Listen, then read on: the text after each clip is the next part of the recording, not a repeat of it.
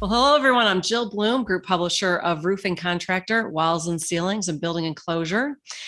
And thank you so much for joining me, whether you are listening or watching. It's always an honor to have a few minutes to talk to Trent Contey, partner at Adams and Reese. Trent, thank you so much for joining me. Jill, it's a pleasure to be here.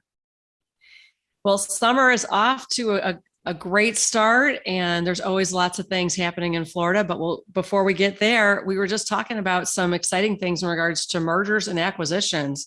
Can you tell contractors what's happening with mergers and acquisitions, and what do we need to know about?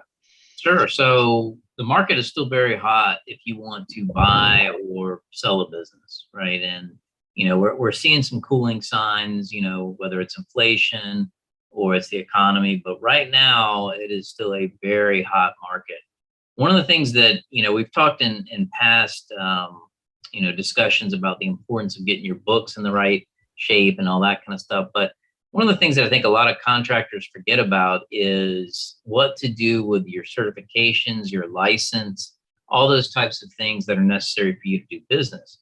And what we've been doing recently is in a lot of our merger and acquisition deals is making sure that we have a separate agreement. It's commonly referred to as a transition services agreement, or TSA, that really deals with those licenses, how they transfer from one entity to another, to make sure that you're legally performing work. This is a key component. So if you are thinking about buying or selling your business, make sure that you are also thinking about what happens to my various certifications and licensures and all the other things that are necessary in order to do projects out there.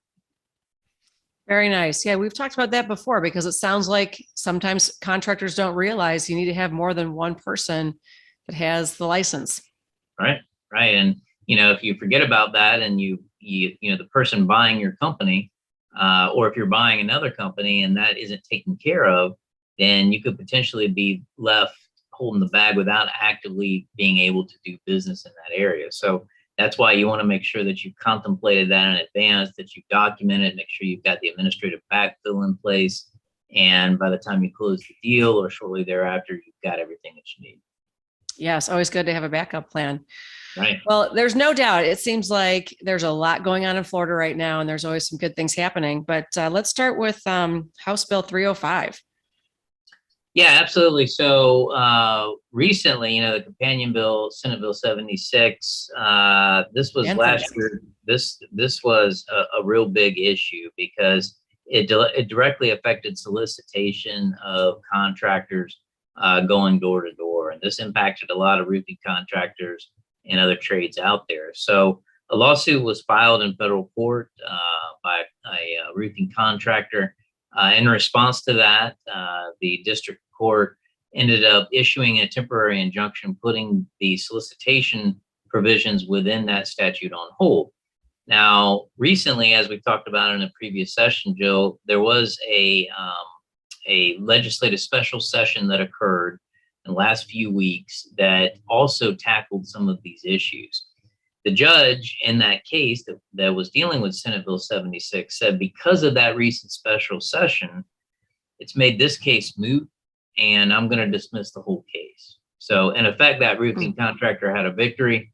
Solicitation can still happen. Obviously, there are rules and regulations as it relates to that. But very interesting, insurance and the roofing industry constantly changing in the state of Florida. It's obviously big market given the number of storms that we have here. But stay tuned. I'm sure there'll be more battles along those lines. There always will be. And finally, Trent, let's talk about arbitration. What are some of the do's and don'ts that contractors need to know when it comes to this? Yeah, so we've got a lot of arbitrations that are teed up. I think I mentioned to you as we were talking, I've got one this week. I've got a 4-day one coming up in a few weeks.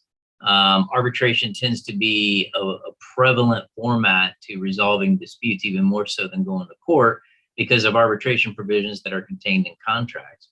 So contractors need to understand that when you're in arbitration, things usually move at a faster pace. Usually have somebody that understands construction law that's overseeing the arbitration. So it makes it a little bit easier to streamline some of the arguments.